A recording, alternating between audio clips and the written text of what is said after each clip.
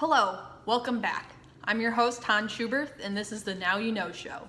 Earlier today, I interviewed Gary Turner Jr. about a project he's heading for his work. It merges the technology of 3D printing with the practice of surgery and could revolutionize the medical field. Here's our conversation from earlier. So quick summary, just to get the viewers up to speed. What's the company you work for, and what exactly is this big project that you're heading? I work for Rico Corporation. I'm responsible for Rico 3D for Healthcare business unit, which is focused on bringing 3D anatomic models to healthcare systems for pre-surgical planning purposes. How are these things created? Like, what are they made of? You have to start with a DICOM image, so either a CT scan or an MRI or something like that. Then the file has to be segmented into a 3D printable file, and needs to be put into the format that will be most effective and useful for that surgeon.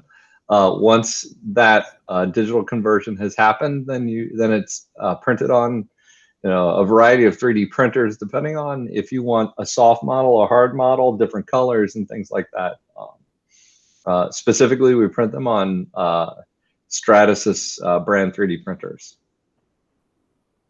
And the output is different types of plastics and polymers. Yeah.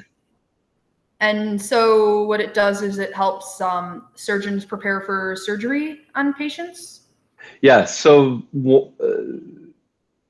if you think about it like this, when a surgeon is going to perform a surgery, he looks at a lot of flat screen images in order to make his surgical plan. But if he has a 3D model that he can hold and look at different angles, that allows he or she to more effectively perform the surgery without having to figure it out with the patient under anesthesia and open. So for example, you think of like a broken jaw. You have to bend and mold a plate in order to put that jaw back together. If you have an anatomic model, the surgeon can actually do all of that bending and cutting of that plate prior to opening up the patient.